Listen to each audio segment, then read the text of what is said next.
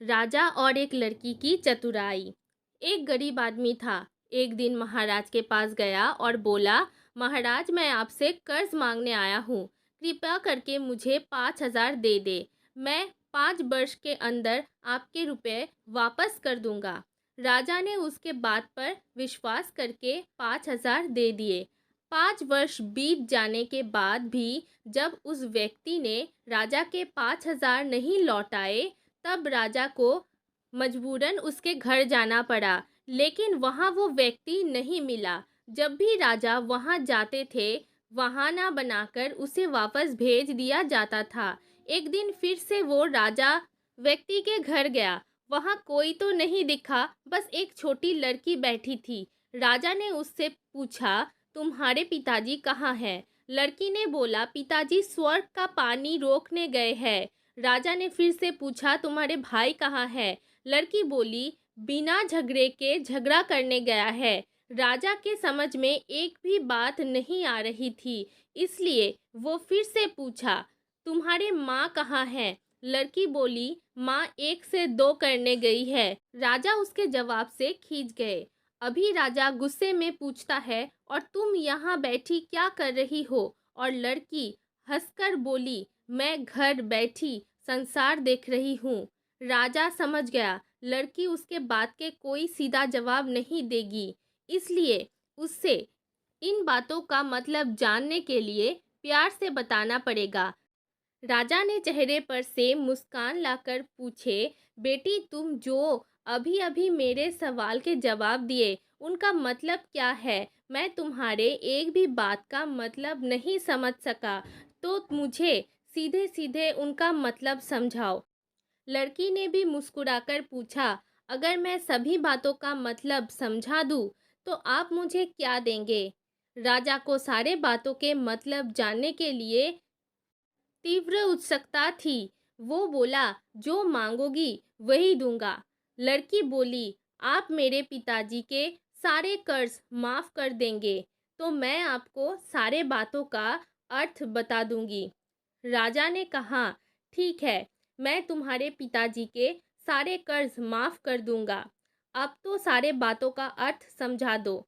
लड़की बोली, महाराज, आज मैं आपको सारे बातों का अर्थ समझा नहीं सकती। कृपया करके कल आए, कल मैं ज़रूर बता दूंगी। राजा अगले दिन उस व्यक्ति के घर गए। आज वहाँ सभी मौजूद थे। वो आदमी, उसका बेटा, उसकी पत्नी और उसकी बेटी भी। राजा को देखते ही लड़की पूछी, महाराज, आपको आपका वचन याद है ना? राजा बोला, हाँ, मुझे याद है। तुम अगर सारे बातों का अर्थ बता दोगी, तो मैं तुम्हारे पिताजी के सारे कर्ज माफ कर दूंगा। लड़की बोली, सबसे पहले मैंने ये कहा, पिताजी स्वर्ग का पानी रोकने गए हैं। इसका मतलब था कि वर्षा हो रही थी और हमारे घर के छत से पानी टपक रहा था। पिताजी पानी रोकने के लिए छत को ढकने गए थे। यानी वर्षा का पानी आसमान से ही गिरता है, और हम लोग तो यही मानते हैं कि आसमान में ही स्वर्ग है। बस पहले बात का अर्थ यही है। दूसरे बात में यही कहा था मैंने, भैया बिना झगड़े के झगड़ा करने गए हैं। इसका मतलब था वो रागिनी के कांटे को काटने गए हैं। इसको कोई काटेगा तो उसके शरीर में जहाँ तहाँ कांटा लग ही जाएगा। यही झगड़ा नहीं करने पर भी झगड़ा होगा और शरीर पे खरोंचे आएंगे। राजा उसके बातों से सहमत हो गए। वो मन ही मन में उसके चतुराई की प्रशंसा करने लगे। उसने उत्सुकता से साथ पूछा, और तीसरे चौथे बात का मतलब क्या था? लड़की बोली, महाराज, तीसरे बात में कही थी, माँ 1 से 2 करने गई है। इसका मतलब है माँ अरहर दाल को पीसने, यानी 1 को 2 करने गई है। अगर साबू दाल को पीसा जाए तो 1 का 2 भाव हो जाते हैं, यानी यही था 1 का 2 करना। यही था तीसरी बात। और चौथी बात में भात बना रही थी और उसमें से एक चावल निकाल कर देख रही थी कि भात भात पूरी तरह से पका है कि नहीं। इसका मतलब यही है मैं एक चावल देखकर ही जान जाती पूरी चावल पका है कि नहीं। अर्थात चावल के संसार को मैं घर बैठे ही देख रही थी। ये कहकर लड़की चुप हो गई। राजा सारे बातों का अर्थ जान चुका था। उस लड़की के बुद्धिमान भरी बातों ने आश्चर्य में डाल दिया था। फिर राजा ने कहा, तुम तो बहुत चतुर हो, पर एक बात समझ में नहीं आई। ये सारी बातें तो तुम मुझे कल भी बता सकती थी, तो तुमने मुझे आज फिर क्यों बुलाया? लड़की हंसकर बोली, मैं तो बता ही चुकी हूँ कि कल जब अब आए तो मैं भात बना रही थी।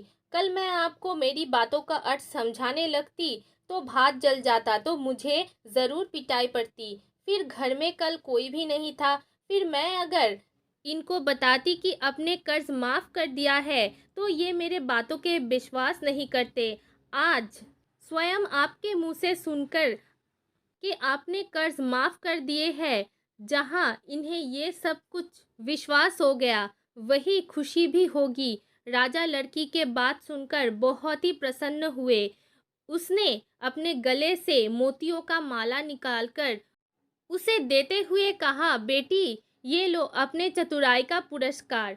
तुम्हारे पिताजी का कर्ज तो मैं माफी कर चुका हूँ। तुम्हें या तुम्हारे घर वालों को मुझसे बहाना नहीं बनाना पड़ेगा। अब तुम लोग निश्चित होकर रहो। अगर फिर कभी किसी भी चीज की जरूरत हो तो मुझे बेझिझक होकर कहना। इतने कहकर राजा लड़की को आशीर्वाद देकर चले गए। लड़की के परिवार वालों ने उसे खुशी से गले लगा लिया।